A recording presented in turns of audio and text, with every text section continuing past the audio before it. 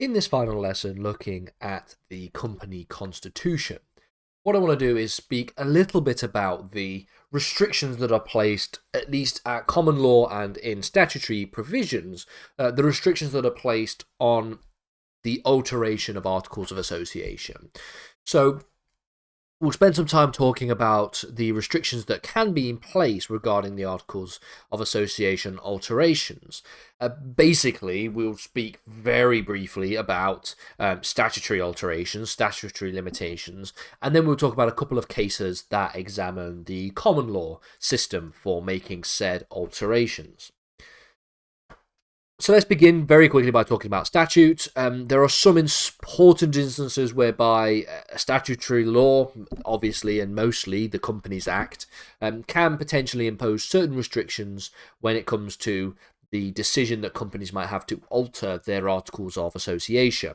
So an example of this could be seen when it comes to changes made on members regarding the taking of more shares, essentially where those changes are made and the member of that company is not informed of that particular decision, that can restrict that Article of Association amendment. This is codified in Section 25 of the 2006 Companies Act.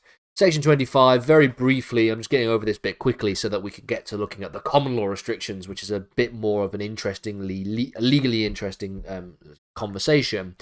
Section 25 says that a member of a company is not bound by an alteration to its articles after the date on which he became a member, if and so far as the alteration requires him to take or subscribe for more shares than the number held by him at the date at which the alteration is made, or in any way increases his liability at that date to contribute to the company's share capital or otherwise pay money to the company.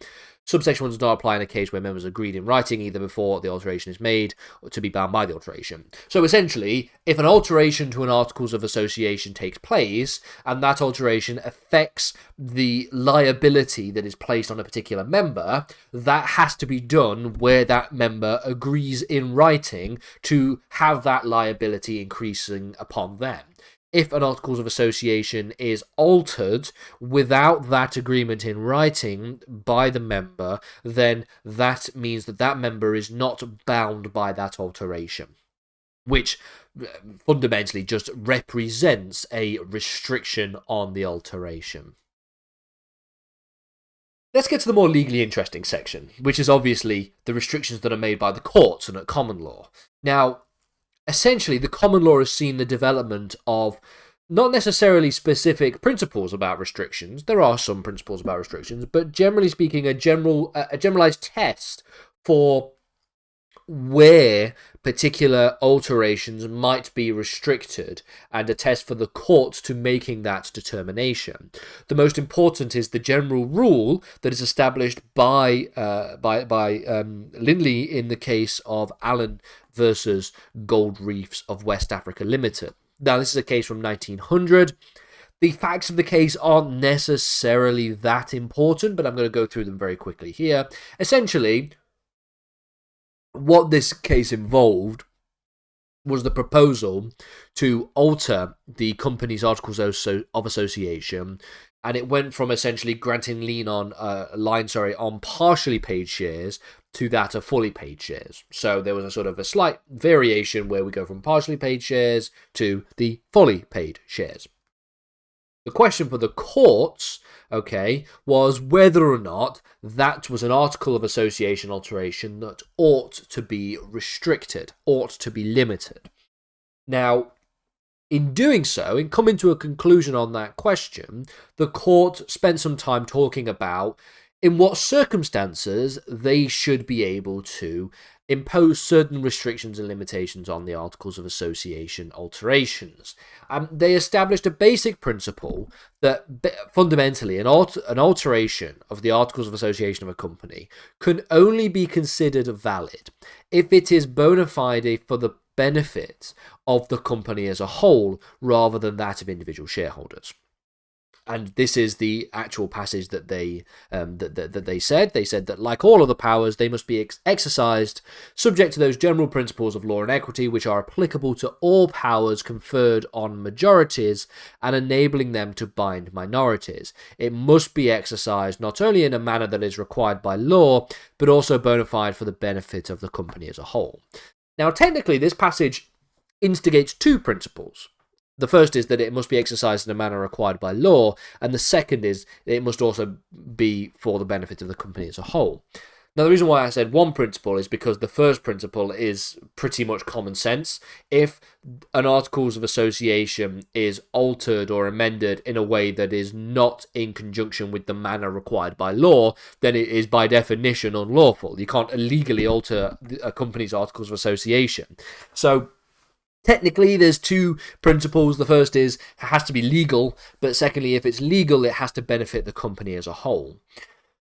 Now, a number of people have actually criticised this particular standard because it does seem to border on the meaningless in the sense that, well, what does it mean to even say, oh, it must benefit a company as a whole? Who gets to decide, for example, what is a benefit of a company and not just a benefit of shareholders? Because generally speaking, if a company is doing well, then the shareholders are doing well. So how can we really determine whether or not the Articles of Association alterations can be said to benefit a company as a whole and not just the benefit of individual shareholders? Well, this is where we get to a different case which sort of elaborated on and really put some kind of practical application to the principle that was established in the previous case. This is the case of Shuttleworth versus Cox Brothers and Co. Maidenhead Limited. 27 years later, it's from 1927. This case is important not necessarily for the facts, but it provided some interpretative guidance on the previously established case standard. So the sort of test of whatever benefits the company is seen as a particularly broad and open-ended question that basically means that the court has almost entirely full discretion to determine what is and what isn't a lawful use of altering the Articles of Association of a company, such that they can basically determine whatever they want in relation to that. Oh, does it or does it not benefit the company or benefit shareholders?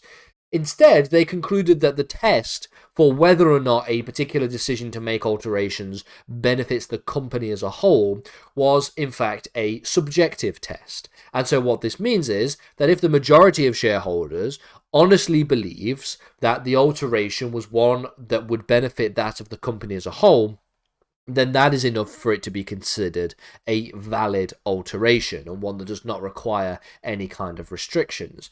But this also means that this is the case even if the court were to disagree about this alteration. So if the judges on the court say, well, I don't think this would actually benefit the company as a whole, if it is shown that the shareholders themselves had the honest belief that the alteration was indeed for the benefit of the company, then that is enough to make a determination on whether or not that is a valid alteration or whether or not it requires there to be restrictions placed on by the courts.